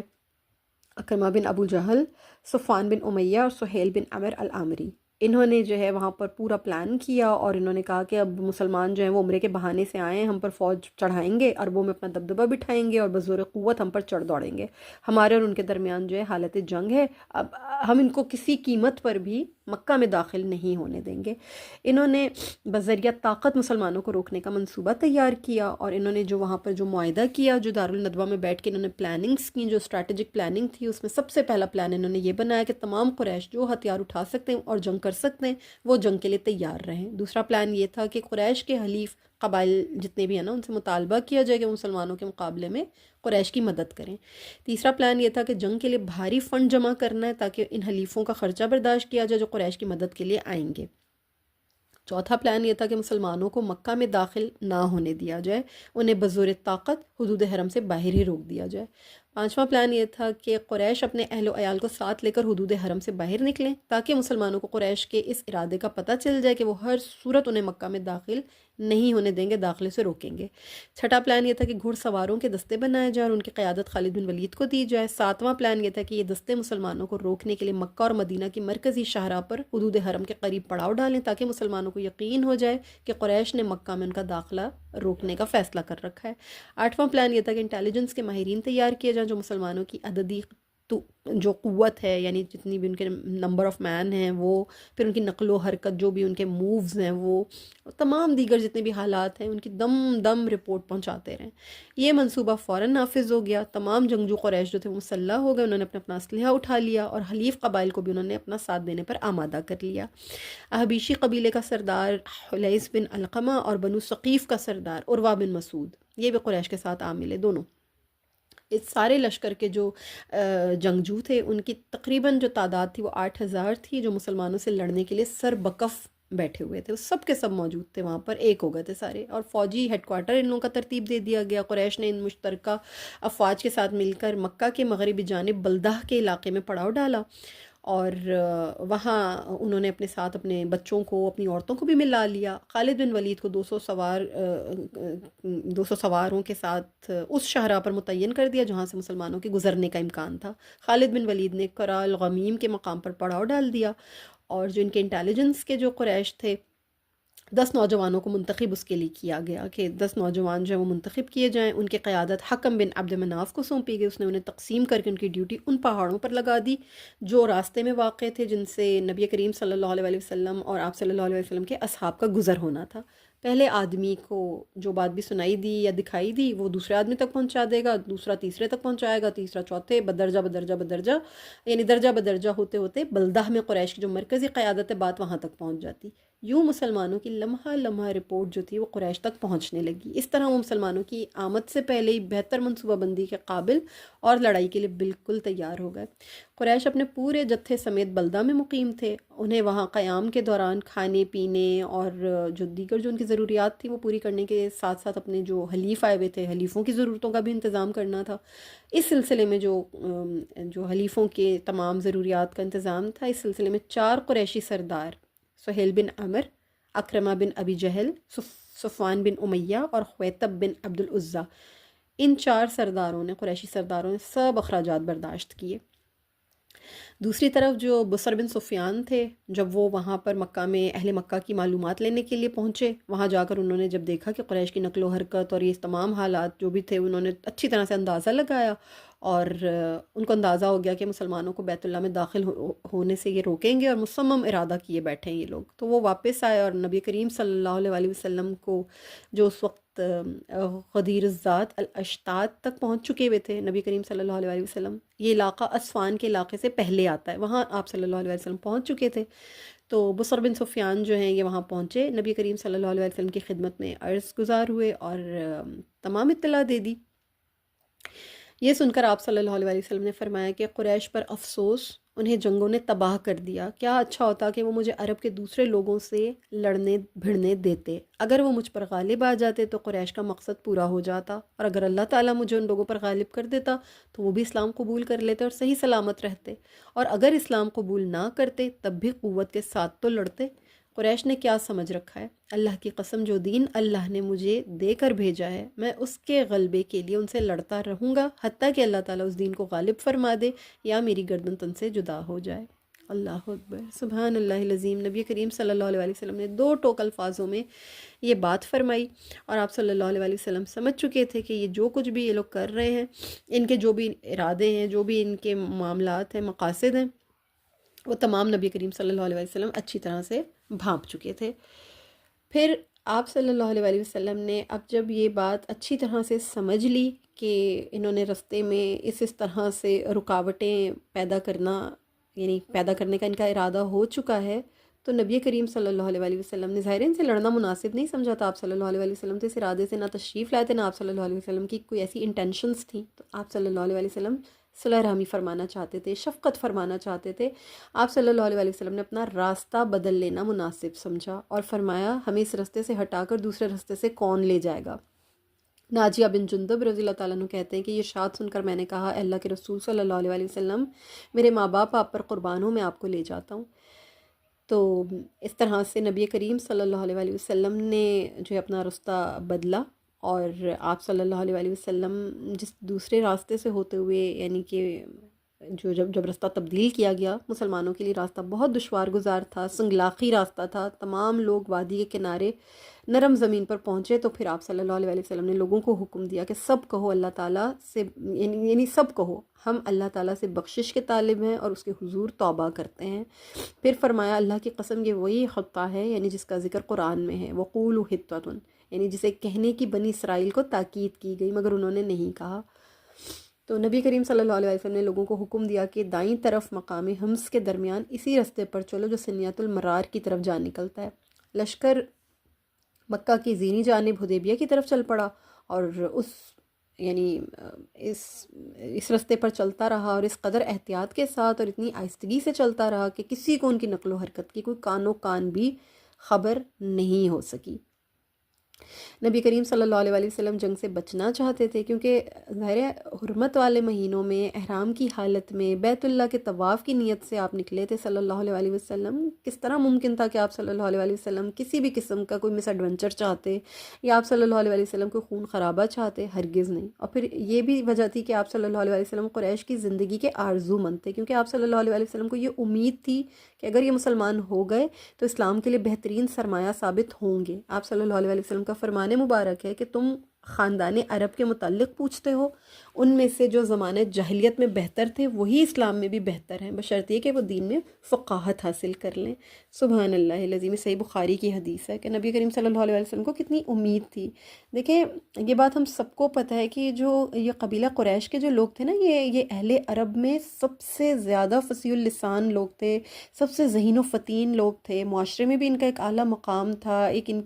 کا وقار تھا، ان کا حسب تھا، نسب تھا، اور پھر زندگی کے بہت سارے معاملات میں نا یہ بہت تجربہ کار لوگ تھے، یہ مختلف لوگ تھے، یہ بہت یعنی ایلیٹس تھے یہ وہاں کے اہل عرب کے۔ ان کے قبول اسلام سے بڑے فائدے حاصل ہونے کی توقع تھی نبی کریم صلی اللہ علیہ وسلم کو، اور پھر بعد کے حالات نے ظاہر ثابت بھی کیا کہ یہ توقعات بالکل درست تھیں جو آپ صلی اللہ علیہ وسلم کو ان سے تھیں۔ سبحان اللہ العظیم۔ تو اللہ پاک نے رحمت فرمائی اور نبی کریم صلی اللہ علیہ وسلم ان غیر معروف راستوں سے گزرتے گزرتے صحابہ کرام کے ساتھ جن راستوں سے آپ گزر رہے تھے، چند دیہاتی ہی خالی ان راستوں سے واقف تھے۔ آپ صلی اللہ علیہ وسلم صحابہ کو ان راستوں پر چلتے ہوئے شدید تکالیف کا سامنا بھی کرنا پڑ رہا تھا، اور بنو سلیم کے 3 آدمی جو ان راستوں سے واقف تھے وہ بھی ان راستوں کو پہچاننے میں ناکام ہو گئے۔ اب اس طرح کے غیر معروف راستے آنا شروع ہو گئے تھے، حالانکہ وہ کئی بار ان راستوں سے گزر چکے تھے، لیکن پھر بھی مشکل پیش آ رہی تھی کیونکہ بہت پرپیچ راستے تھے۔ تو اس راستے سے متعدد بار گزر چکے ہونے کے باوجود کچھ صحابہ ایسے تھے جو دیکھ رہے تھے کہ تھوڑی دور چلنے کے بعد پتھر بھی تھے، وہاں جھاڑیاں بھی تھی، سرکنڈے بھی تھے، اور الجھ رہے تھے بیچارے جو مسلمان تھے نا، ان کے احرام بھی ان سے الجھ رہے تھے اور تکلیف تھی۔ الغرض یہ کہ بہت تکلیف کے ساتھ اور بہت ہی جھاڑیوں والے راستوں سے اور دشوار گزار راستوں سے بیچارے مسلمان جو تھے گزر رہے تھے، اور گزرتے گزرتے گزرتے بہت مشکلوں کے ساتھ جو ہے وہ اس راستے پر پہنچے کہ جہاں پر حدیبیہ کا مقام جو ہے وہ قریب ہوا۔ حدیبیہ پر پڑاؤ ڈالنے کے بعد رسول اللہ صلی اللہ علیہ وسلم نے رواج کے مطابق قریش مکہ کو اطلاع دی کہ ہم بیت اللہ کا طواف کرنے آئے ہیں، جنگ کے لیے ہرگز نہیں آئے ہیں، نہ عمرے کے علاوہ ہمارا کوئی اور مقصد ہے، عمرہ ادا کرنے کے بعد ہم مدینہ واپس چلے جائیں گے۔ آپ صلی اللہ علیہ وسلم نے قریش کو یہ پیغام پہنچانے کے لیے سیدنا خراش بن امیہ القابی رضی اللہ تعالیٰ عنہ کو اپنا خاص جو نمائندہ ہوتا ہے وہ بنا کر بھیجا، یعنی ان کو اپنا ایک باقاعدہ ایلچی بنا کر بھیجا، روانہ کیا ان کو وہاں پر۔ سیدنا خراش رضی اللہ تعالیٰ عنہ کو رسول اللہ صلی اللہ علیہ وسلم نے تاکید فرمائی کہ قریش کو سختی ترک کرنے پر رضامند کرنے کی کوشش کریں تاکہ وہ ایسی تباہ کن جنگ کا باعث نہ بنے جس کی کوئی ضرورت ہی نہیں، وہ ہمارا اور بیت اللہ کا راستہ چھوڑ دیں اور ہمیں مناسک ادا کرنے دیں۔ خراش بن امیہ رضی اللہ تعالیٰ عنہ بنو خزاعہ سے تعلق رکھتے تھے، وہ بلدہ کی جانب روانہ ہوئے جہاں قریش نے یعنی جو کفار قریش تھے اپنے بال بچوں سمیت ڈیرے لگائے بیٹھے ہوئے تھے۔ خراش کو رضی اللہ تعالیٰ عنہ کو ابھی قریش کے پڑاؤ تک پہنچنے بھی نہیں پائے تھے کہ درمیان میں قریش کے چند جذباتی نوجوانوں نے خراش کو روک کر ان پر حملہ کر دیا اور جس اونٹ پر وہ سوار تھے اس کی کونچیں کاٹ ڈالی۔ پھر انہوں نے خراش رضی اللہ تعالیٰ عنہ کو قتل کرنے کا ارادہ کیا تو قریش کے چند عقل مند لوگوں نے انہیں قتل ہونے سے بچایا۔ خراش رضی اللہ تعالیٰ عنہ کو قتل کرنے کا ارادہ کرنے والوں میں اکرمہ بن ابو جہل پیش تھا۔ واقعی کا بیان ہے کہ رسول اللہ صلی اللہ علیہ وسلم نے قریش کی طرف سے پہلے ثعلب نامی اپنے اونٹ پر خراش بن امیہ کو روانہ کیا تاکہ وہ قریش کے اشراف تک یہ بات پہنچا دیں کہ آپ صلی اللہ علیہ وسلم کس غرض کے لیے آئے ہیں، اور ان پر واضح کر دیں کہ رسول اللہ صلی اللہ علیہ وسلم فرماتے ہیں کہ ہم محض عمرے کے لیے آئے ہیں، ہمارے پاس قربانی کے جانور بھی ہیں، ہم بیت اللہ کے طواف کے بعد حلال کر دیں گے ان جانوروں کو اور واپس چلے جائیں گے۔ خراش رضی اللہ تعالیٰ عنہ ان کے پاس پہنچے تو اکرمہ بن ابو جہل نے آپ صلی اللہ علیہ وسلم کے اونٹ کی جو کونچیں تھی وہ کاٹ دی اور ایلچی کو بھی قتل کرنے کا ارادہ کیا، تو اس کی قوم کے لوگوں نے اسے منع کیا۔ اس ایلچی نے واپس آ کر نبی کریم صلی اللہ علیہ وسلم کو سارا ماجرا سنایا اور گزارش کی کہ ان لوگوں کے پاس سے مجھ سے زیادہ یعنی دبنگ آدمی کو بھیجیے۔ یہ انہوں نے ان کو مشورہ دیا، نبی کریم صلی اللہ علیہ وسلم سے عرض کی، گزارش کی۔ رسول اللہ صلی اللہ علیہ وسلم اور قریش کے مابین اب سفارتی سرگرمیاں شروع ہوئیں۔ قبیلہ خزاعہ کو رسول اللہ صلی اللہ علیہ وسلم کے بارے میں اطلاع ملی کہ آپ اور آپ صلی اللہ علیہ وسلم کے صحابہ جو ہیں حدیبیہ میں پڑاؤ ڈالے ہوئے ہیں۔ انہوں نے یہ بھی اطلاع ان کو ملی کہ قریش کے لوگوں کے کیا ارادے ہیں۔ وہ جان گئے کہ قریش نے رسول اللہ صلی اللہ علیہ وسلم کو بیت اللہ میں آنے سے روکنے کا عزم کر رکھا ہے۔ خزاعہ کے لوگ مسلمان نہیں تھے، لیکن وہ نبی کریم صلی اللہ علیہ وسلم کے خیر خواہ تھے۔ ان کا مسلمانوں کے ساتھ عدم جارحیت کا معاہدہ بھی تھا، وہ معاہدہ کر چکے تھے، حلیف تھے مسلمانوں کے، کیونکہ خزاعہ کے سردار کو نا جب اس صورتحال کا پتہ چلا تو وہ اپنے جو بھی مدد تھی، جو کچھ بھی اس کے ہاتھ میں جو کچھ بھی تھا، وہ سب کچھ نبی کریم صلی اللہ علیہ وسلم کو فراہم کرنے کے لیے تیار ہو گیا۔ وہ فریقین کے مابین صلح کا نمائندہ بن جانے کے لیے ہر لحاظ سے تیار ہو گیا۔ خزاعہ کا سردار حدیل بن ورقہ مسلمانوں اور قریش کے معاملے میں غیر جانبدار رہنا چاہتا تھا، لیکن وہ یہ بھی چاہتا تھا کہ مسلمان جس حالت میں ہیں اس حالت میں قریش ان سے تعارض نہ کریں، انہیں بیت اللہ کا عمرہ کرنے دیں۔ قریش کی اپنی جو حالت تھی وہ یہ تھی کہ وہ اپنے بال بچوں سمیت لڑائی کے لیے مکہ سے باہر آئے ہوئے تھے، ان کو تو بس جنگی جنون چڑھا ہوا تھا ان کے ذہنوں کے اوپر۔ وہ اپنے حلیفوں کے ساتھ مل کے مسلمانوں سے دو دو ہاتھ کرنے کا پروگرام بنا رہے تھے۔ اسی مقصد کے لیے انہوں نے خالد بن ولید کو بھی گھڑ سواروں کے ساتھ آگے بھیجا ہوا تھا۔ اب جب حدیل بن وقار خزائی قوم کے چند آدمی لے کر نبی کریم صلی اللہ علیہ وسلم کی خدمت میں حاضر ہوا تو نبی کریم صلی اللہ علیہ وسلم نے دیکھا کہ یہ خیر خواہ ہے اور تہامہ کے بعد اعتماد لوگوں میں سے ہیں، تو اس نے کہا کہ میں نے کعب بن لوئی اور عامر بن لوئی کو اس حال میں چھوڑا کہ وہ حدیبیہ کے عمیق چشموں پر فروکش ہیں اور ان کے ساتھ دودھ دینے والی اونٹنیاں ہیں۔ وہ لوگ آپ سے جنگ کرنا اور آپ کو بیت اللہ آنے سے روکنا چاہتے ہیں۔ رسول اللہ صلی اللہ علیہ وسلم نے فرمایا ہم کسی سے نہیں لڑنے آئے، صرف عمرہ کرنے آئے ہیں۔ بے شک قریش کو لڑائی نے کمزور کر دیا اور انہیں بہت نقصان پہنچایا، لہٰذا اگر وہ چاہیں تو میں ان سے ایک مدت طے کر لیتا ہوں، وہ اس مدت میں میرے اور دوسرے لوگوں کے مابین حائل نہ ہوں۔ اگر اس صورت میں اس دوران میں کوئی مجھ پر غالب آ جائے تو یہ ان کی مراد ہے، اور اگر میں غلبہ پالوں پھر وہ چاہیں تو اس دین میں داخل ہو جائیں جس میں اور لوگ داخل ہو گئے، ورنہ وہ مزید چند روز آرام کر لیں گے۔ اگر وہ یہ بات نہ مانے تو اس اللہ کی قسم جس کے ہاتھ میں میری جان ہے، میں تو اس دین کے لیے ان سے لڑتا رہوں گا یہاں تک کہ میری گردن کٹ جائے، اور یقیناً اللہ تعالیٰ اپنے اس دین کو ضرور نافذ کر کے رہے گا۔ مشرکین کے سامنے رسول اللہ صلی اللہ علیہ وسلم کی صلح اور عدم جنگ کی اعلیٰ ترین سیاسی پیشکش کئی اہم مقاصد پر منتج ہوئی۔ مثلا میں آپ کے سامنے رکھتی ہوں، قریش سے صلح کا مطلب انہیں جزیرۃ العرب میں واقع ہونے والے کسی بھی مارکے سے الگ تھلگ کر دینا تھا، خواہ وہ قریش کے علاوہ دیگر عربی قبائل کے ساتھ ہو یا دغاباز اور گھٹیا ترین دشمن یہود کے ساتھ ہو۔ یہود تو مسلمانوں کے لیے ویسے ہی ہر وقت کسی مشکل گھڑی کے منتظر رہتے ہی تھے۔ دوسرا، رسول اللہ صلی اللہ علیہ وسلم کی خواہش تھی کہ ہمارے اور قریش کے مابین بات چیت کا دروازہ کھلا رہے تاکہ سفارت اور خط و کتابت کے ذریعے ایک دوسرے کی بات سنتے سناتے رہیں۔ دلوں کو قریب کرنا، فضا پر امن رکھنا ہر لحاظ سے مطلوب و مقصود تھا نبی کریم صلی اللہ علیہ وسلم کے لیے۔ آپ صلی اللہ علیہ وسلم جنگ کی فضا کو ہموار سطح پر لانا چاہتے تھے اور جنگ کی طرف ان کی پیش قدمی کو کمزور کرنا چاہتے تھے۔ تیسرا، رسول اللہ صلی اللہ علیہ وسلم کی خواہش تھی کہ خزاعہ یہ بات اچھی طرح سمجھ لیں کہ ان کا حلیف طاقتور ہے، لہٰذا اسلام سے قبل بنو ہاشم کے ساتھ طے پانے والے معاہدے پر انہیں اعتماد کرنا چاہیے۔ صلح حدیبیہ کے موقع پر وہ معاہدہ بحال رہا اور ختم ہونے کے بجائے مزید پختہ ہوا، یعنی یہ حلیف بھی آپ صلی اللہ علیہ وسلم کے مزید قریب ہو گئے۔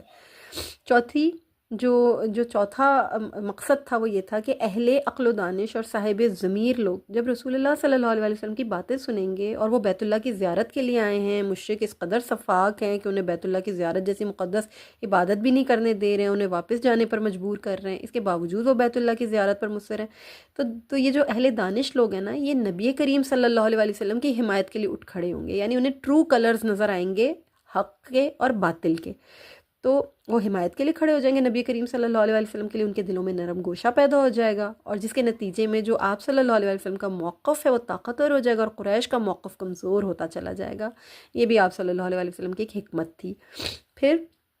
ایک مقصد، اس میں اہم مقصد یہ بھی تھا کہ مشرکین مکہ بدیل کی بات چیت سے مطمئن نہ ہوئے، انہیں آپ صلی اللہ علیہ وسلم کے حق میں خدا کے ہمدردانہ جذبات کا علم تھا، وہ سمجھتے تھے کہ خدا کی حمایت مسلمانوں کے ساتھ ہے۔ چوتھا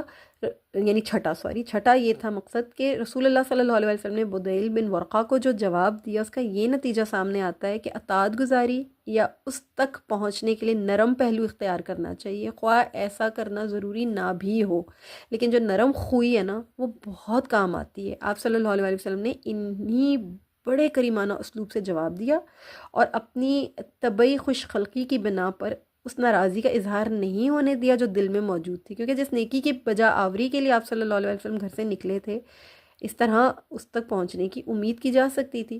تو یہ تمام باتیں تھیں جو نبی کریم صلی اللہ علیہ وسلم نے سیاسی پیشکش جو تھی، اعلیٰ ترین سیاسی پیشکش، یہ صلح اور عدم جنگ کے جو آپ صلی اللہ علیہ وسلم نے جو یہ پیشکش ان کے سامنے رکھی نا، یہ بہت مؤثر تھی۔ یہ باتیں جو تھیں نہایت غور سے سنی حدیل نے نبی کریم صلی اللہ علیہ وسلم کی زبانی پھر اپنے سواروں سمیت قریش کی جانب روانہ ہو گیا۔ ان سواروں میں عمر بن سالم بھی تھا۔ اس نے کہا، اللہ کی قسم، جو شخص اس قسم کی پیشکش کرتا ہے تم اس کے مقابلے میں کبھی کامیاب نہیں ہو سکتے۔ جب وہ قریش کے قریب پہنچے تو حدیل کے پہنچنے سے پہلے ہی لوگوں نے کہنا شروع کر دیا، یہ حدیل اور اس کے ساتھی ہیں، یہ تمہارے حالات دریافت کرنے آئے ہیں، اس لیے ان سے ایک حرف بھی نہ پوچھو۔ جب بدیل نے ان کے ساتھیوں نے یہ دیکھا کہ قریش ان سے کوئی بات نہ پوچھنا ہی نہیں چاہ رہے ہیں، تو بدیل نے کہا، ہم محمد صلی اللہ علیہ وسلم کے پاس سے آئے ہیں، کیا تم پسند کرتے ہو کہ ہم تمہیں کوئی بات بتائیں؟ اکرمہ بن ابو جہل اور حکم بن عاص کہنے لگے، اللہ کی قسم ہمیں چندہ ضرورت نہیں کہ تم ہمیں کوئی ان کی بات بتاؤ، لیکن ان محمد صلی اللہ علیہ وسلم کو ہماری طرف سے خبردار کر دو کہ ہم سب فنا ہو جائیں گے مگر انہیں اس سال یہاں نہیں آنے دیں گے۔ دیکھیں یہ ان کی ڈھٹائی تھی، اور یہ ایک ایٹیٹیوڈ ہے جو نظر آ رہا ہے۔ بعض لوگوں میں نا بہت ضد ہوتی ہے، بہت اناد ہوتا ہے، بہت ان کے اندر اگریشن ہوتی ہے، اور بہت ان کے اندر ایروگنس ہوتی ہے۔ یہ ایروگنٹ ایٹیٹیوڈ ان کو دوسرے کی بات سننے نہیں دیتا۔ مجھے تو ضرورت ہی نہیں، مجھے تو تمہاری بات سننی ہی نہیں ہے، تم کہنا بھی کیا چاہتے ہو مجھے تو سننے کی کوئی ضرورت ہی نہیں، ایک لفظ نہیں سنوں گا تمہارے، تم جو مرضی بولتے رہو۔ جب کسی سے جھگڑا ہو جائے، خاندان میں کوئی ناچاکی ہو جائے، موقف نہیں سنتے سامنے والے کا، بہت تحمل کے ساتھ سامنے والے کا موقف سننا چاہیے، سامنے والے کی بات کو سن کر پھر حکمت عملی کے ساتھ اس کے اوپر کوئی بات کرنی چاہیے، کوئی مؤثر قدم اٹھانا چاہیے۔ یہ ضد ہوتی ہے اور یہ بہت جہالت ہوتی ہے کہ سامنے والے کی بات ہی نہیں سننی، سامنے والے کو بولنے کا موقع تو دیں، شاید وہ بیچارہ بھی کوئی بات اس طرح کی کر دے جو آپ کو سمجھ آ جائے، آپ کا کوئی ایسا پوائنٹ ہو جو آپ کے دل پہ سٹرائک کر جائے، آپ کے ذہن کی کھڑکیاں کھل جائیں جو بند ہوئی ہوئی ہیں، جن کے اوپر گرد آئی ہوئی ہے، تو سامنے والے کو بولنے دینا چاہیے۔ یہ بہت جہالت ہوتی ہے کہ سامنے والے کو بھولنے تک کا موقع نہ دیا جائے، جو یہ قریش کے جاہل لوگ کر رہے تھے۔ اللہ تعالیٰ ہمیں سمجھنے کی توفیق دے۔ پھر عروہ بن مسعود جو بنو ثقیف کا سردار اور قریش کا حلیف تھا اور جنگ کی امکانی صورت میں اہل مکہ کی مدد کرنے آیا تھا، اس نے اس موقع پر قریش کے نوجوانوں کی بات کا برا منایا اور کہا، اللہ کی قسم، میں نے تو آج جیسی حیران کن بات کبھی نہیں دیکھی، تم بدیل اور اس کے ساتھیوں سے بات کیوں نہیں سنتے؟ اگر تمہیں کوئی بات اچھی لگے تو اسے قبول کر لو، اور اگر بری لگے تو اسے چھوڑ دو، تم جیسا سلوک کرنے والی قوم کبھی کامیاب نہیں ہو سکتی۔ مکہ کے دانشور اور اشراف، جن میں حارث بن حشام، صفوان بن امیہ بھی تھے، عروہ بن مسعود کا مشورہ قبول کرنے پر آمادہ ہو گئے۔ انہوں نے نوجوان کو خاموش کرا اور بدیل بن ورقہ اور اس کے وفد کے آدمیوں سے کہا کہ تم نے جو کچھ بھی سنا ہے، دیکھا یا جو کچھ بھی ہے وہ ہمیں بتاؤ۔ بدیل نے تمام حالات بتائے کہ تم لوگ بہت جلد باز ہو، محمد صلی اللہ علیہ وسلم لڑائی کے لیے نہیں آئے ہیں، وہ محض عمرہ کرنے کے لیے آئے ہیں، تم لوگوں سے صلح کرنا چاہتے ہیں۔ بدیل نے انہیں وہ تمام باتیں بتا دیں جو نبی کریم صلی اللہ علیہ وسلم نے ان سے ارشاد فرمائی تھیں۔ اس میں یہ پیشکش بھی تھی کہ فریقین میں معینہ مدت تک صلح ہو جائے، اور اس مدت کا آغاز مسلمانوں کو مناسک عمرہ کی ادائیگی کی اجازت دینے سے ہوگا۔ اس دوران اگر رسول اللہ صلی اللہ علیہ وسلم دیگر بت پرست عناصر سے جنگ کریں تو قریش غیر جانبدار ہیں، اگر محمد صلی اللہ علیہ وسلم عربوں پر غالب آ گئے تو قریش بھی عربوں کے ساتھ شامل ہو جائیں گے، اگر غالب نہ آئے تو قریش مسلمانوں سے جنگ کرنے کی طاقت رکھتے ہیں۔ اس کے بعد جو وہاں پر مکرز بن حفص تھا، اس نے کھڑے ہو کر کہا کہ میں ان سے یعنی محمد صلی اللہ علیہ وسلم کے پاس جاتا ہوں۔ چنانچہ قریش نے مکرز بن حفص بن عقیف کو بھیجا۔ رسول اللہ صلی اللہ علیہ وسلم نے اسے آتے دیکھا اور فرمایا، یہ دھوکے باز شخص ہے۔ دیکھیں جو کردار ہوتے ہیں نا، یہ پتہ چل جاتے ہیں، کریکٹر کتنی بڑی چیز ہے۔ اس آدمی کا کریکٹر ٹھیک نہیں تھا، وہ آیا تو تھا ان کی طرف سے ان کا نمائندہ بن کر، لیکن اپنی اس کی کوئی کریڈیبلٹی نہیں تھی۔ تو انسان کی کریڈیبلٹی بہت خاص اہمیت رکھتی ہے۔ جب بھی کسی خاص کام کے لیے کسی کو اپنا نائب، کسی کو اپنا سفیر بنائیں، کریڈیبلٹی کو ضرور چیک کریں. کریڈیبلٹی بہت خاص اہمیت کی حامل ہے. لوگ عزت نہیں کرتے. کسی کا کردار اگر ہلکا ہوتا ہے نا لوگ اس کی عزت نہیں کرتے. یہی اس آدمی کے ساتھ ہو. مکرز بن حفص کا کوئی کردار ہی نہیں تھا, کوئی کریڈیبلٹی نہیں تھی اس کی, تو نبی کریم صلی اللہ علیہ وسلم نے فرمایا یہ ایک دھوکے باز شخص ہے. یہ آپ صلی اللہ علیہ وسلم کے پاس اور باتیں کرنے لگا. رسول اللہ صلی اللہ علیہ وسلم نے اسے بھی وہی جواب دیا جو بدیل اور اس کے ساتھیوں کو دیا. پھر وہ واپس چلا گیا اور قریش کو ساری بات بتائی. اس سے یہ بات بھی پتہ چلتی ہے کہ نبی کریم صلی اللہ علیہ وسلم کا ایک ہی سٹینڈ تھا. باتیں دو نہیں ہونی چاہیے. یعنی باتیں جو ہے نا وہ جب دو ہو جاتی ہیں, جب سٹیٹمنٹس آپ کے جو ہیں وہ کنفلکٹ کرنا شروع کر دیں گے, کسی کو کوئی بات کہی ہے کسی کو کوئی بات کی ہے, تو پھر بات بننے کے بجائے بگڑنا شروع ہو جاتی ہے. آپ کا سٹیٹمنٹ ہمیشہ سیم ہونا چاہیے, ایک ہونا چاہیے, تاکہ جو بھی سنے, جو بھی کہے, جو بھی بتائے وہ کہے ہاں مجھ سے بھی یہی کہا, ہاں مجھ سے بھی یہی بات ہوئی تھی, ہاں فلاں سے بھی یہی بات کی. اس کا تو ایک ہی سٹیٹمنٹ ہے, وہ تو ایک ہی سٹیٹمنٹ پہ قائم ہے. اس سے انسان کے کردار کی شفافیت پتہ چلتی ہے, اس سے انسان کی ٹرانسپیرنسی کھل کے سامنے آتی ہے. اللہ تعالیٰ ہمیں سمجھنے کی توفیق عطا فرمائے. پھر اس دوران میں عروہ بن مسعود ثقفی کھڑا ہو گیا, کہنے لگا اے میری قوم, کیا تم میری اولاد کے درجے میں نہیں ہو؟ کیا میں تمہارے نزدیک باپ کی حیثیت نہیں رکھتا ہوں؟ انہوں نے کہا ہاں کیوں نہیں. عروہ کہنے لگا کیا تم مجھ پر کوئی الزام لگاتے ہو؟ قریش نے کہا کہ ہرگز نہیں. عروہ نے کہا کیا تم نہیں جانتے کہ میں نے اہل اوقاس کو تمہاری مدد کے لیے بلایا, اور اس نے اپنی تمام اعلیٰ خوبیاں اور تمام اپنے اوصاف جو ہیں وہ بیان کیے لوگوں کے سامنے, اور بہت اس نے جو ہے اپنی تمام باتیں اور اپنی تمام حالات و واقعات جو اس کی پوری وہ تھی وہ سب کچھ اس نے بیان کر کے لوگوں سے پہلے اپنے کریڈٹس اس نے سارے جو ہیں وہ کیے, اپنی ٹرانسپیرنسی کو اس نے ظاہر کیا. لوگوں نے اس کو کہا نہیں بھائی ہم تم پہ تو بہت ہی زیادہ بھروسہ کرتے ہیں اور ہم جانتے ہیں کہ تم ایک بہت ہی شفاف آدمی ہو, تو کیوں نہ تمہیں ہی بھیجا جائے. اس نے کہا ٹھیک ہے. اب عروہ نے کہا کہ میں جاتا ہوں اور میں جا کر بات کرتا ہوں, اور میں جا کر جو ہے وہ نبی کریم صلی اللہ علیہ وسلم کی خدمت میں حاضر ہوتا ہوں. اب اس نے کیا کیا کہ نبی کریم صلی اللہ علیہ وسلم کی خدمت میں عروہ حاضر ہوا. عروہ نبی کریم صلی اللہ علیہ وسلم کی خدمت میں حاضر ہوا, اور نبی کریم صلی اللہ علیہ وسلم نے اس سے بھی وہی گفتگو فرمائی جو بدیل سے کی تھی. عروہ نے کہا اے محمد صلی اللہ علیہ وسلم, یہ بتائیے کہ اگر آپ نے اپنی قوم کا صفایا بھی کر دیا تو کیا آپ نے اب سے پہلے کسی عرب کے متعلق سنا ہے کہ اس نے اپنی قوم کا صفایا کر دیا ہو؟ اور اگر دوسری صورت پیش آئی تو اللہ کی قسم میں قابل اعتماد چہرے نہیں دیکھ رہا, میں تو ایسے اوباش لوگ دیکھ رہا ہوں جو آپ کو چھوڑ کر بھاگ جائیں گے. اس کی لغو باتیں سن کر سیدنا ابو بکر صدیق رضی اللہ تعالیٰ عنہ کو شدید غصہ آیا, ان سے رہا نہیں گیا. ان کی ایمانی غیرت نے ظاہر جوش مارا. انہوں نے بہت بلند آہنگی سے عروہ سے کہا کہ جالات, یعنی بہت انہوں نے اس کو غصہ کیا, اس کے اوپر بہت انہوں نے تلخ قسم کے الفاظ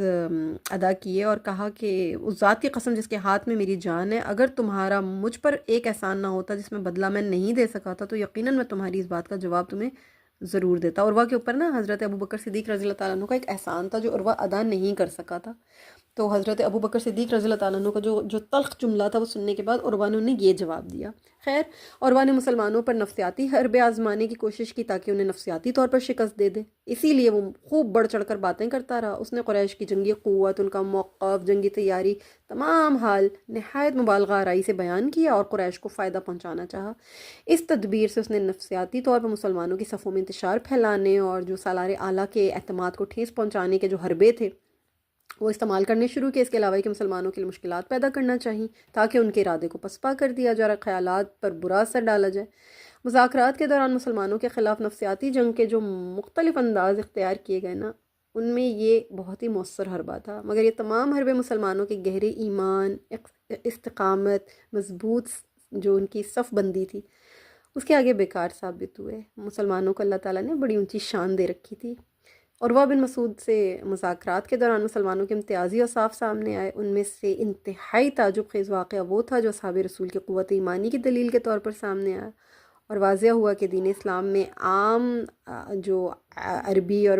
بدو کو جو فضیلت کا حامل اور اخلاقی معراج پر پہنچانے کی کتنی زبردست قوت و طاقت موجود ہے. یعنی ایک عام عربی ہو چاہے وہ بدو ہو, کتنا اعزاز دیا ہے, کتنی اخلاقی معراج پر پہنچایا اسلام نے. عروہ بن مسعود سے مذاکرات کے دوران آپ صلی اللہ علیہ وسلم کی حفاظت پر جو حضرات مامور تھے ان میں مغیرہ بن شعبہ رضی اللہ تعالیٰ عنہ بھی تھے جو عروہ بن مسعود ہی کے بھتیجے بھی تھے. مشرف با اسلام ہونے کے بعد وہ نبی کریم صلی اللہ علیہ وسلم کی خدمت میں آ گئے تھے, لیکن اسلام قبول کرنے سے پہلے مغیرہ بن شعبہ ایک ڈاکو, شراب نوشی کے رسیا نوجوان تھے, ایک ڈاکو تھے. مطلب ان کی جو ماضی تھا ان کا اس قسم کا تھا.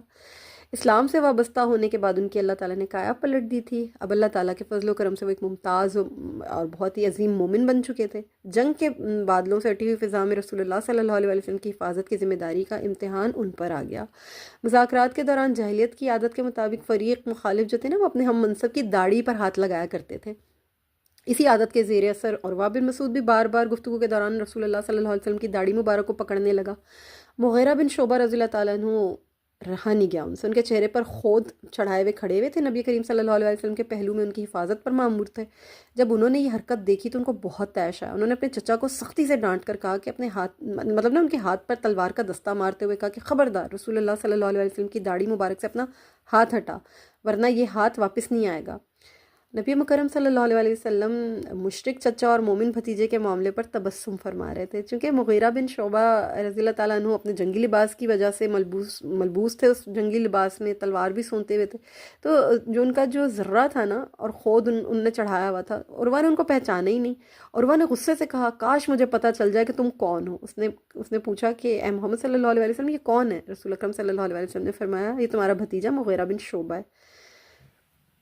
یہ ارشاد سنتے عروہ نے حضرت مغیرہ سے کہا کہ او ہو تو نے ثقیف قبیلے سے جو ہمارے لیے دائمی لڑائی کھڑی کر دی تھی, میں تو ابھی تک وہ تیری وہ پھیلائی ہوئی مصیبتیں وہ پریشانیاں جو ہیں وہ میں صاف کر رہا ہوں. یہ واقعہ مطلب واقعہ یہ تھا کہ جاہلیت میں جیسے میں نے آپ لوگ کو بتایا نا کہ مغیرہ جو تھے وہ ان سے کچھ اس قسم کے معاملات ہوئے تھے کہ انہوں نے کسی کو قتل بھی کیا تھا اور وغیرہ, تو اور اس کا بندے کا مال بھی لے کر بھاگے ہوئے تھے. بعد میں مسلمان ہو گئے تھے. اس پر نبی کریم صلی اللہ علیہ وسلم نے ان پر واضح کر دیا تھا کہ میں تمہارے اسلام کو تو قبول کر لیتا ہوں لیکن تمہارے مال کے معاملے سے میرا کوئی واسطہ نہیں تھا. تو وہ جو مال کا معاملہ تھا نا وہ عروہ ہی کر رہا تھا, اس لیے وہ یہ تانا مار رہا تھا وہاں پہ کھڑے ہوئے اپنے بھتیجے کو کہ میں ابھی تک تمہارے وہ پھیلائے ہوئے معاملے جو ہیں میں ان کو سمیٹتا پھر رہا ہوں.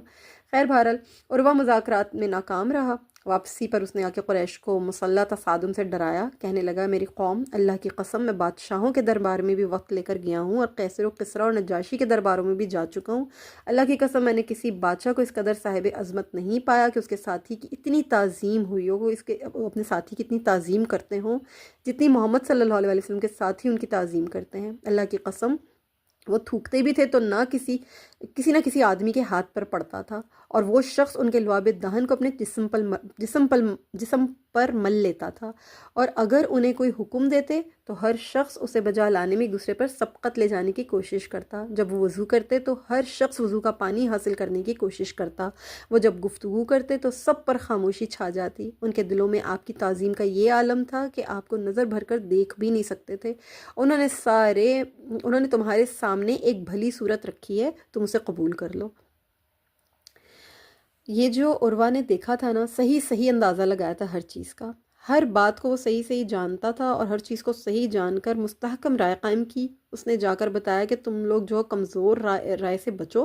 اور تم لوگ اس بندے سے جو ہے بالکل بھی کسی قسم کا جو ہے وہ نہیں کرو, لڑائی جھگڑا مت کرو. یہ سن کر قریش نے کہا کہ اے ابو یافور ایسی باتیں مت کرو, کوئی اور یہ باتیں کرتا تو ہم اسے ملامت کرتے. اس سال ہم انہیں بیت اللہ میں نہیں آنے دیں گے, انہیں واپس بھیج دیں گے, وہ آئندہ سال آ جائیں. اب نفسیاتی جنگ مسلمانوں کے بجائے قریش پر مسلط ہو گئی. عروہ نے جن حالات کی عکاسی کی وہ بالکل صحیح تھی. اس نے حدیبیہ میں مسلمانوں کی جو کیفیت دیکھی تھی نا وہ ان کو کھول کر بیان کر دی, اور اپنے پیغمبر صلی اللہ علیہ وسلم کی بے حد تعظیم کرتے ہیں وہ لوگ, اور وہ اپنے پیغمبر سے بے انتہا محبت کرتے ہیں, ان کے دفاع کے لیے خوب قربانی دینے والے ہیں, وہ نفسیاتی برتری کے حامل ہیں, ان کی جنگی اور نفسیاتی تیاری بیان سے باہر ہے. مطلب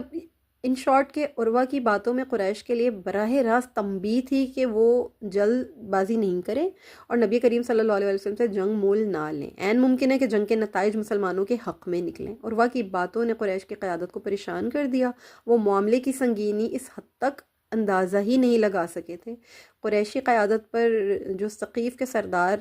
نے جو کچھ بھی کہا تھا نا وہ سمجھیں کہ ایک لفظ بجلی بن کر گر رہا تھا, اور رسول اللہ صلی اللہ علیہ وسلم بلا شبہ اللہ تعالیٰ کے تائید یافتہ تھے. اس کا اثر عروہ بن مسعود پر بھی پڑا, جس سے قریشی لشکر میں پھوٹ پڑنے لگی, اور قریشی لشکر سچی مضبوط خودداری اور حق کے علمبردار جماعت کے بالمقابل اپنے لیے کچھ جائے پناہ ڈھونڈنے لگے. یوں نبی کریم صلی اللہ علیہ وسلم کے خلاف عرب کو اکٹھا کرنے کا جواز جو تھا نا وہ خود بخود ختم ہو گیا. رسول اللہ صلی اللہ علیہ وسلم نے اپنی حکمت و بصیرت سے بڑی کامیابی حاصل کی. آپ صلی اللہ علیہ وسلم نے حصول مقصد کے لیے کئی طرح کی تدابیر اختیار کیں تاکہ مخالفین کے دلوں میں شکست کا یقین بٹھا دیں اور انہیں انہیں انہی کے طرفداروں سے دور کر دیں۔ سیاسی اور عسکری سطح پر یہ بہت بڑی فتح تھی جو رسول اللہ صلی اللہ علیہ وسلم نے حاصل کی۔ عروہ بن مسعود مایوس ہو گیا، قریش کی ہٹ دھرمی دیکھی اس نے، اور جب اس نے یہ دیکھا کہ جنگ کے اسرار نے